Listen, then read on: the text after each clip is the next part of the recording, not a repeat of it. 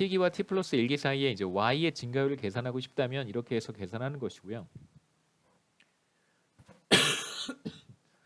이 식을 변형해서 로그 변환해주면 우리가 제가 설명했던 t기와 t 플러스 1기 사이의 증가율이라고 하는 것을 로그의 분수로 표현할 수 있어요.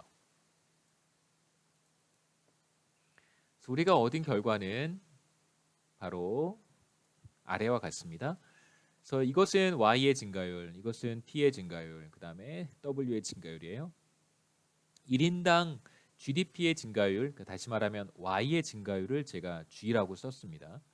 g는 y의 증가율을 가리키는 것이고요. 물론 이제 t기와 t 플러스 1기 사이의 증가율인데 그냥 뭐 매년 일정하다라고 제가 가정을 하고 있습니다. 그 다음에 두 번째로 GDP per worker의 증가율이 바로 이것이고요. 편의상 이렇게 다 쓰면 너무 불편하니까 로그에 PT분의 PT 플러스 1 다 쓰면 불편하니까요. 그냥 GP라고 제가 썼습니다. 이것도 사실은 t기와 t 플러스 1기 사이의 변화율 혹은 증가율인데 매 시점마다 일정하다라고 가정을 하면 뭐 t나 t 플러스 1이라고 하는 시점을 표시하지 않고 그냥 단순하게 하나의 변수로 표현할 수 있겠죠.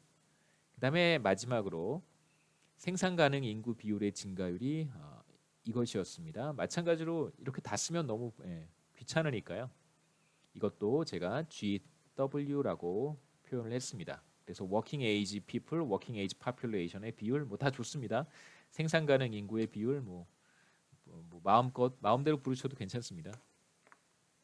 우리가 명확한 어떤 정의를 필요로 하는 것은 사실 아니기 때문에 그러니까 15세에서 64세까지 인구가 워킹 에이지 파퓰레이션이라고 보통 우리가 정의하는 거지 실제로 65세, 66세, 67세가 일을 절대 안 하는 건 아니잖아요. 그러니까 우리가 통상적으로 15세부터 64세까지가 워킹 에이지다라고 그냥 카테고라이즈 하는 것이지 실제로 뭐 15세라고 해도 일 안 하는 사람들 많잖아요.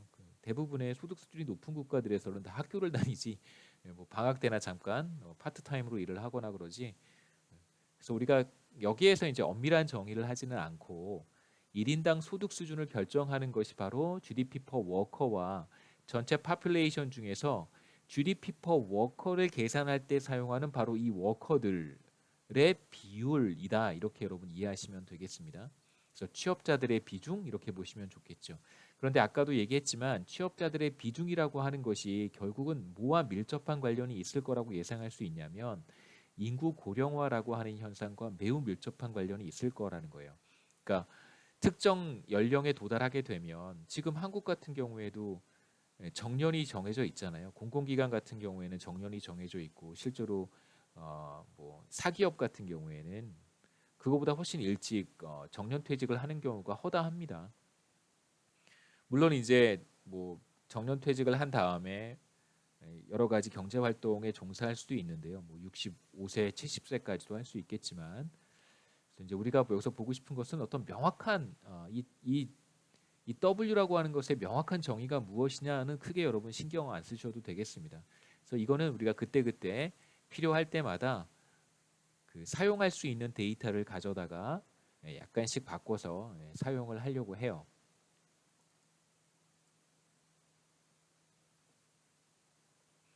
이제 간단한 계산을 한번 하고 싶은데요. 이제 여기서 우리가 어떤 계산을 하고 싶은 거냐면 인구 고령화라고 하는 현상이 과연 1인당 GDP의 증가율을 얼마나 바꿀 수 있는지. 그러니까 인구 고령화가 심한 국가에서는 생산 가능 인구 비율이 하락할 것으로 예상이 되잖아요. 지금 한국 같은 경우에 여러분 조금 전에 그림 보셨겠지만 완전 벨 쉐입이란 말이에요. 완전 벨 쉐입입니다.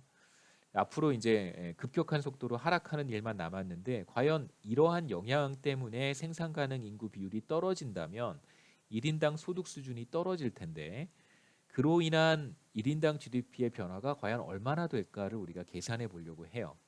자, 이제 어떤 국가를 생각해 보겠습니다. 자, 이 국가에서는 Working Age Population W라고 하는 비율이 2020년에 71.7%에서 2040년에 57%까지 하락할 것으로 예상이 돼요.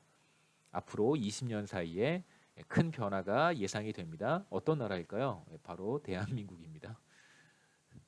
20년 사이에 워킹 에이지 파퓰레이션의 비율이 얼마나 떨어지는 거죠? 대략 한 14%에서 15% 포인트 정도 하락할 것으로 예상이 됩니다. 자, 먼저 제가 GW를 계산을 했어요. GW는 사실 T기와 T 플러스 1기 사이에 생산 가능 인구 비율의 변화율, 증가율, 증감률 이런 것이었습니다.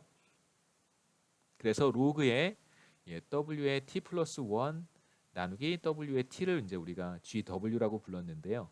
T기와 T 플러스 1기 사이에만 그런 것이 아니라 모든 시점에서 일정하다라고 우리가 가정을 할 거예요.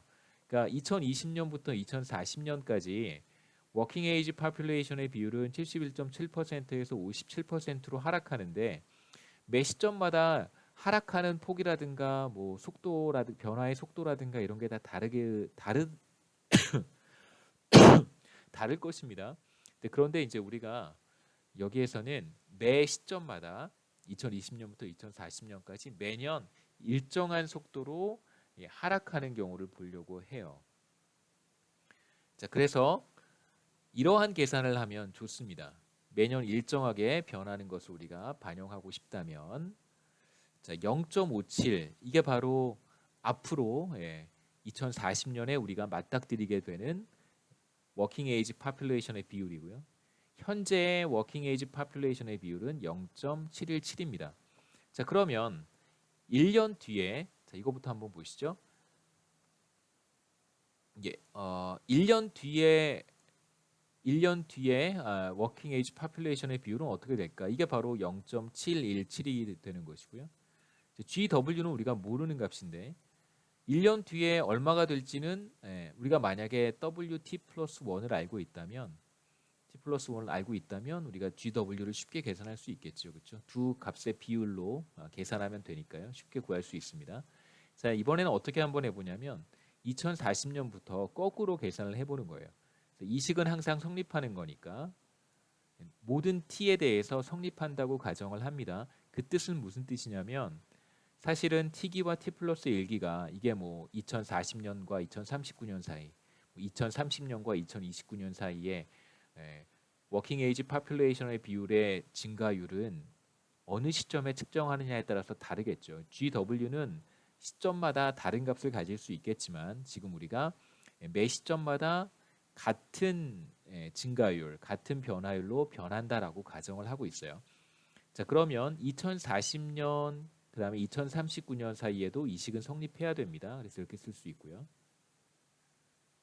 자, 그다음에 2039년에도 이 식은 똑같이 성립한다고 보는 거예요. 그래서 2039 대신에 W에 2039 대신에 어떤 값을 써주냐면 2038에 1 플러스 GW를 써주는 거죠. 이 두 개 값은 같은 것이니까요. 이 식에 따르면 그래서 이 값은 뭐와 같냐면 W의 38년도 그 다음에 1 플러스 GW의 제곱 이렇게 쓸 수 있습니다. 한 번 더 하면 이제 W의 2038은 뭐라고 쓸 수 있냐면요. W의 37년 하고 1 플러스 GW라고 쓸 수 있고 그 다음에 여기 제곱 텀이 남아있으니까 또 한번 써주는 거죠. 그러면 이 값은 바로 죄송합니다. 제곱 그러면 이 값은 뭐와 같아지냐면 2037년에 생산 가능 인구의 비율 곱하기 1 플러스 GW의 4승이 되겠죠. 죄송합니다. 3승. 네, 3승이 됩니다. 자, 제가 지금 뭘 한 거냐면 지금 이게 등호가 뭐와 같다라는 뜻이냐면 이것과 같다는 거죠. 다시 한번 보세요.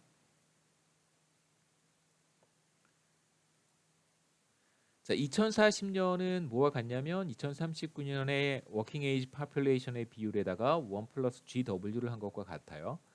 그 다음에 이것은 다시 뭐와 같아지냐면 2038년에 워킹 에이지 파퓰레이션의 비율에 1 플러스 GW의 제곱을 한 것과 같아지고요.